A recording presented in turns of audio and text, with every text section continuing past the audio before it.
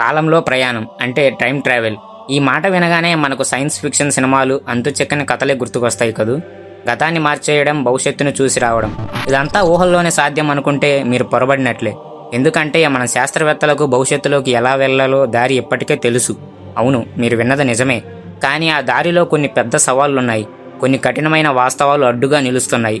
ఇంతకీ ఆ వాస్తవాలేంటి? శాస్త్రవేత్తలకు తెలిసిన ఆ రహస్యం ఏమిటి? ఒకవేళ ఆ టెక్నాలజీ సాధ్యమైతే మనం దాన్ని ఎందుకు ఉపయోగించలేకపోతున్నాం? ఈ ప్రశ్నలన్నిటికీ సమాధానం ఈ వీడియోలో తెలుసుకుందాం. వీడియో చాలా ఇంట్రెస్టింగ్గా ఉంటుంది. ఎక్కడ స్కిప్ చేయకుండా పూర్తిగా చూడండి. Let's get started. మానవాళి కళ, కాలయానం. మనిషిగా మనకు ఎప్పటినుంచో ఓ కోరిక, కాలాన్ని మన చేతుల్లోకి తీసుకోవాలని, దాన్ని జయించాలని. మన పురాణాల్లో కూడా కాలంలో ముందుకు వెనక్కి వెళ్ళిన మహర్షుల కథలు మనం విన్నాం. ఇక ఆధునిక కాలానికి వస్తే 1895లో హెర్బర్ట్ జార్జ్ వెల్స్ రాసిన ది టైమ్ మిషన్ నవలతో ఈ ఐడియా ప్రపంచమంతా పాకిపోయింది. అప్పటి నుంచి ఎన్నో సినిమాలు, కథలు ఈ కాన్సెప్ట్ చుట్టూనే తిరిగాయి. మన ఆదిత్య 369 సినిమాలో లాగా ఒక మిషన్లో కూర్చొని మనకు నచ్చిన కాలానికి వెళ్ళిపోతే ఎంత బాగుంటుందని మనలో చాలామంది ఒకసారైనా అనుకునే ఉంటారు. కానీ సైన్స్ ఎప్పుడు కథల మీద కాదు, ఆధారాల మీదే నడుస్తుంది. చాలా కాలం పాటు టైం ట్రావెల్ అనేది ఫిజిక్స్ రూల్స్కు వ్యతిరేకమని అందరూ కొట్టిపారేశారు. ప్రఖ్యాత శాస్త్రవేత్త స్టీఫెన్ హాకింగ్ సరదాగా ఒక మాట అనేవారు: టైం ట్రావెల్ సాధ్యం కాదనడానికి అతిపెద్ద సాక్ష్యం ఏంటంటే భవిష్యత్తు నుంచి టైం ట్రావెల్ చేసి ఒక్క టూరిస్టు కూడా మనల్ని పలకరించడానికి రాలేదు అని. ఈ మాట చాలా మందికి నిజమే అనిపించింది. కానీ సరిగ్గా ఇక్కడే కథలో ఒక పెద్ద ట్విస్ట్ వచ్చింది. ఆ ట్విస్ట్కి కారణం ఒక్కరే, ఆయనే ఆల్బర్ట్ ఐన్స్టీన్. ఐన్స్టీన్ విప్లవం. కాలం ఒక భ్రమేనా? 20వ శతాబ్దం మొదట్లో ఆల్బర్ట్ ఐన్స్టీన్ అనే ఒక సైంటిస్ట్ ప్రపంచాన్ని మనం చూసే విధానాన్నే మార్చేసిన ఒక సిద్ధాంతాన్ని పరిచయం చేశాడు. అదే థియరీ ఆఫ్ రిలేటివిటీ, అంటే సాపేక్ష సిద్ధాంతం. ఈ థియరీ ప్రకారం కాలం అనేది అందరికీ ఒకేలా గడవదు, అది స్థిరం కూడా కాదు. మీరు ఎంత వేగంగా ప్రయాణిస్తున్నారు, మీ చుట్టూ ఉన్న గురుత్వాకర్షణ ఎంత బలంగా ఉంది అనే దాన్ని బట్టి కాలం వేగం మారుతుంది.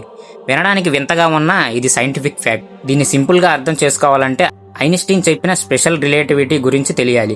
దీని వెనుక ఉన్న కాన్సెప్ట్ ఒక్కటే: ఈ విశ్వంలో కాంతి వేగం స్థిరంగా ఉంటుంది, దానికంటే వేగంగా ఏదీ ప్రయాణించలేదు. అయితే ఒక వస్తువు కాంతి వేగానికి దగ్గరగా ప్రయాణించడం మొదలు పెడితే ఆ వస్తువుకు సమయం నెమ్మదిగా గడుస్తుంది. దీన్నే టైం డిలేషన్ అంటారు. ఒక ఉదాహరణతో చెప్తాను, వినండి. ఇద్దరు కవలలు ఉన్నారనుకోండి.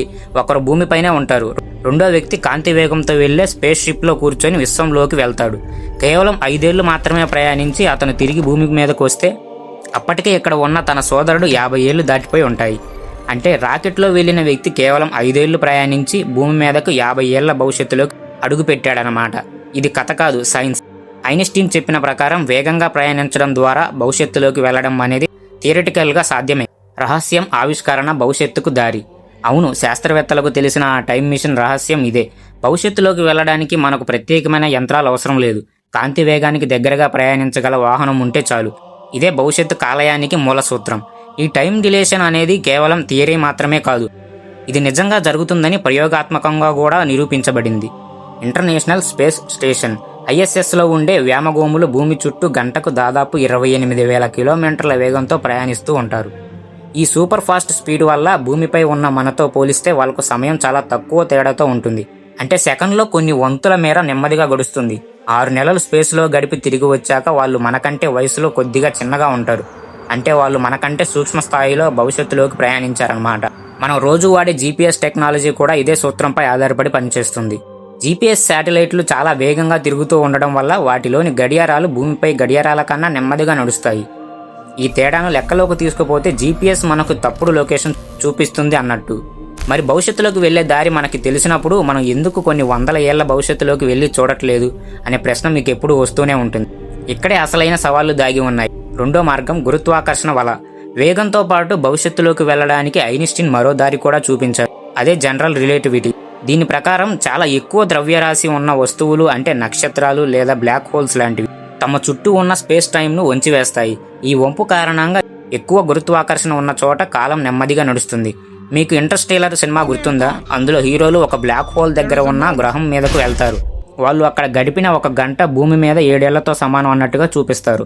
ఇది కేవలం సినిమా కోసం రాసుకున్న కథ కాదు, ఐన్స్టీన్ సిద్ధాంతం ఆధారంగా చేసుకున్న సైంటిఫిక్ కాన్సెప్ట్. ఒకవేళ మనం ఒక భారీ బ్లాక్ హోల్ అంచు దగ్గరికి వెళ్ళామనుకోండి, అక్కడ కొంచెం సమయం గడిపి తిరిగి రాలేకపోతే భూమి మీద కొన్ని వేల సంవత్సరాలు గడిచిపోయి ఉంటాయి. మనం నేరుగా ఫ్యూచర్లో అడుగు పెడతాం. వింటుంటే అద్భుతంగా ఉంది కదూ, కానీ ఇది ఆచరణలో దాదాపు అసాధ్యం. ఇక్కడే మనం అసలు సమస్యల గురించి మాట్లాడుకోవాలి. అసలైన సవాళ్లు ఎందుకు ఇది సాధ్యం కాదు. సైంటిస్టులు మన దగ్గర ఏ రహస్యాలు దాచడం లేదు. నిజానికి వాళ్ళు ఈ సమస్యల గురించి మనకు వివరిస్తున్నారు కూడా. వాళ్ళు దాస్తున్నది నిజాలను కాదు, ఆ నిజాల వెనుక ఉన్న అధిగమించలేని అడ్డంకులను. మొదటిది శక్తి సమస్య, ద ఎనర్జీ బ్యారియర్. ఐన్స్టీన్ చెప్పిన దాని ప్రకారం బరువు ఉన్న ఏ వస్తువు కాంతి వేగాన్ని అందుకోలేదు. కాంతి వేగానికి దగ్గరగా వెళ్లే కొద్దీ ఆ వస్తువు బరువు అనంతంగా పెరిగిపోతుంది. అంత బరువును కదిలించాలంటే అనంతమైన శక్తి కావాలి. ప్రస్తుతం మన దగ్గర ఉన్న టెక్నాలజీతో అంత శక్తిని సృష్టించడం అసాధ్యం. రెండవది వన్ వే టికెట్. ఒకవేళ అద్భుతమైన టెక్నాలజీతో మనం కాంతి వేగానికి దగ్గరగా ప్రయాణించామనుకుందాం. మనం భవిష్యత్తులోకి అయితే వెళ్తాం, కానీ తిరిగి మన కాలానికి రాలేం. అవును, ఇది కేవలం వన్ వే టికెట్ మాత్రమే. రిలేటివిటీ సిద్ధాంతం భవిష్యత్తులోకి వెళ్లే దారి చూపిస్తుందే తప్ప గతాన్ని మార్చడానికి లేదా వర్తమానానికి తిరిగి రావడానికి ఏ దారిని చూపించట్లేదు. ఒకసారి ఫ్యూచర్లోకి వెళ్తే అక్కడ మనల్ని చూసి ఆశ్చర్యపోయే కొత్త తరాలు తప్ప మనకు తెలిసిన వాళ్ళు ఎవ్వరూ ఉండరు. మూడవది, అన్నిటికన్నా ముఖ్యమైనది, గతంలోకి వెళ్లడం అసాధ్యం. భవిష్యత్తులోకి వెళ్లడం థియరీ పరంగా సాధ్యమే అయినా గతంలోకి వెళ్లడం అనేది ఫిజిక్స్ ప్రాథమిక సూత్రాలలానే దెబ్బతీస్తుంది. దీన్నే కాజాలిటీ లేదా కారణ ఫలితం అంటారు. అంటే కారణం ఎప్పుడు ఫలితానికి ముందే జరగాలి. ఉదాహరణకు గ్లాస్ కింద పడడం కారణం, పగిలిపోవడం ఫలితం. కానీ మీరు గతంలోకి వెళ్లి గ్లాస్ పడకముందే పట్టుకుంటే ఈ ఆలోచన ఎన్నో లాజికల్ సమస్యలను దారితీస్తుంది. దీన్నే గ్రాండ్ ఫాదర్ పారాడాక్స్ అని అంటారు. గ్రాండ్ ఫాదర్ పారాడాక్స్ అంటే ఒకవేళ ఎవరైనా గతంలోకి వెళ్లి తమ తాతను పెళ్లికి ముందే కలిస్తే అసలు వాళ్ళ ఉనికే ప్రశ్నార్థకం అవుతుంది. ఇలాంటి చిక్కుల వల్ల గతంలోకి ప్రయాణించడం ప్రస్తుతం మన సైన్స్కి అందని విషయం. గతంలోకి వెళ్లడానికి కొన్ని ఊహాజనిత థియరీలు లేవని కాదు. వార్మ్ హోల్స్ లేదా టిప్లర్ సిలిండర్ వంటి కాన్సెప్టులు కాల అంతరాలంలో షార్ట్కట్లను సృష్టించి గతాన్ని చేరే అవకాశం ఇవ్వొచ్చని కొందరు సైంటిస్టులు భావిస్తున్నారు. అయితే ఇవి కేవలం కాగితంపై ఉన్న లెక్కలు మాత్రమే. వాటి ఉనికిని ఇప్పటి వరకు ఎవ్వరూ నిరూపించలేదు. ఒకవేళ అవి ఉన్నా వాటి ద్వారా ప్రయాణించడం ఎంత కష్టం అంటే మనిషి కాదు కదా, ఒక చిన్న అణువు కూడా నాశనం అవ్వకుండా ప్రయాణించడం సాధ్యం కాకపోవచ్చు. కాబట్టి టైం మిషన్ రహస్యం ఏంటంటే అది ఒక యంత్రం కాదు, అదొక సూత్రం. వేగం, గురుత్వాకర్షణ అనే రెండు శక్తులను వాడుకొని భవిష్యత్తులోకి వెళ్లడం థియరీ ప్రకారం సాధ్యమే. కానీ ఆ ప్రయాణానికి ఉన్న అడ్డంకులు, పర్యావసనాలు మనం ఊహించలేనివి. అది ఒక వన్ వే ప్రయాణం, వెనక్కి తిరిగి రాలేనిది. ఇక గతం విషయానికి వస్తే అది ఎప్పటికీ సైన్స్ ఫిక్షన్ కథలకే పరిమితం. కాలయానం అనేది మనం సినిమాల్లో చూసినంత సులభం కాదు, అస్సలే కాదు. మరి మీకేమనిపిస్తుంది? ఒకవేళ సైంటిస్టులు ఈ అడ్డంకులన్నిటిని దాటి ఒక సేఫ్ టైం మిషన్ను తయారు చేశారనుకోండి, మీరు ఏ కాలానికి వెళ్ళాలనుకుంటున్నారు? మీ చిన్ననాటి జ్ఞాపకాల్లోకా లేక వందల ఏళ్ల భవిష్యత్తులోకా? మీరేమనుకుంటున్నారో కింద కామెంట్స్లో చెప్పండి. ఇలాంటి సైన్స్ విషయాలు ఇంకా తెలుసుకోవాలంటే మన ఛానల్కు సబ్స్క్రైబ్ చేసుకోవడం మర్చిపోకండి. మరో ఇంట్రెస్టింగ్ వీడియోతో మళ్ళీ కలుద్దాం. జై హింద్.